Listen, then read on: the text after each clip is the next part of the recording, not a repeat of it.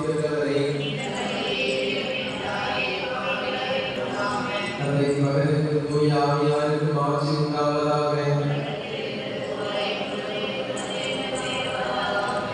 எங்கள் பாவங்களை பாவிகள் அநியாயங்களை தொடர்ந்தபடியாகவும் நாங்கள் கேட்கும் மன்றாடுகளின்படியாகவும் வெளியூர்களில் வாழ்கிற மக்களை அவர்கள் செய்கிற தொழில் முயற்சிகளை ஆசிரியர் நம்முடைய நிலைகளை வைத்தபடியாகவும் எங்கள் ஊரில்